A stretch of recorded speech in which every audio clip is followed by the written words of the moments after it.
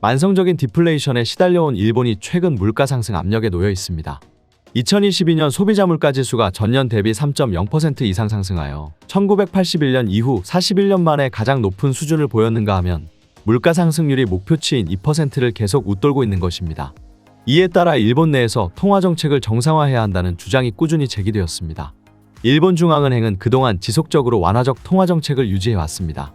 선진국 중 여전히 초저금리 정책 원칙을 고수하고 있는 마지막 중앙은행인 일본은행이 2016년에 도입하여 시행해 오던 수익률 곡선제어 정책을 최근 단계적으로 수정하고 있습니다. 이는 정상적 통화정책을 위한 출구 전략에 들어간 것으로 해석됩니다. 세계 금융시장이 우려하는 것은 일본 저금리 시대의 종말에 따른 엔캐리 트레이드의 청산 가능성입니다. 세계 주요 기관들은 현재 해외에 투자된 엔캐리 자금이 3조 달러를 훨씬 상회할 것으로 추산하고 있습니다. 일본은행이 어떤 통화정책을 쓰느냐에 따라 국가별로는 10%에 가까운 국채와 주식이 대량으로 매도될 수도 있는 것입니다. 와타나베 부인으로 불린 일본 개인 투자자들은 국제금융시장의 큰 손이었습니다. 1997년 아시아 외환위기의 도화선은 태국에서 시작되었습니다. 선진국 은행이 태국에서 회수한 자금의 절반 이상이 일본계 자금이었고 시간이 경과할수록 엔화 자금 회수액은 급증하여 태국 바트화가 폭락했습니다. 이어 동남아시아 국가들의 화폐 가치는 폭락했고 특히 우리나라에서도 일본계 자금의 일시적 환수에 따라 원화 가치가 폭락하면서 외환위기를 겪은 바 있습니다. 일본 저금리 시대의 종말에 와타나베 부인의 등장은 무엇을 의미하는 걸까요? 와타나베 부인이란 일본이 장기간 저금리 상황이 지속되자 수익률이 높은 해외 고금리 자산에 투자하는 일본 주부들을 의미합니다. 와타나베는 일본에서 흔한 성으로 평범한 일본의 가정주부를 상징하는 말이죠. 와타나베 부인은 일본의 장기 불황과 은행의 저금리 현상을 배경으로 2000년 무렵부터 등장했습니다. 이들은 낮은 금리로 엔화를 빌려 외화로 환전한 뒤 해외 고금리 자산에 투자하는 엔캐리 트레이드를 시작했습니다.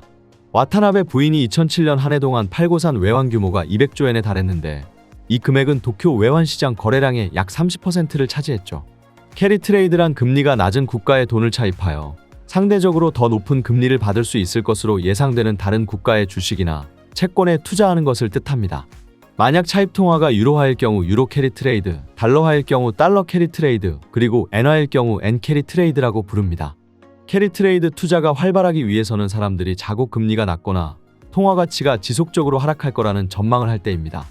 예를 들어 현재 일본의 대출 금리가 1%고 브라질의 예금 금리가 10%라고 가정합시다.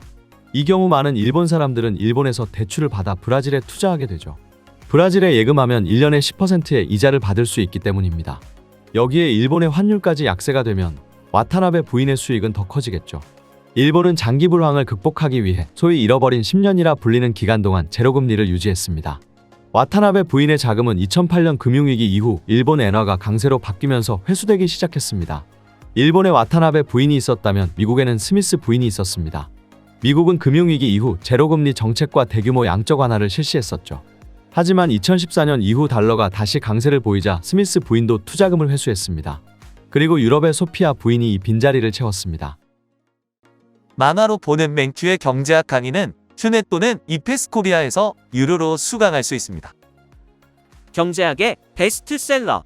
지금 바로 만화로 보는 맹큐의 경제학 7권 세트를 만나보세요.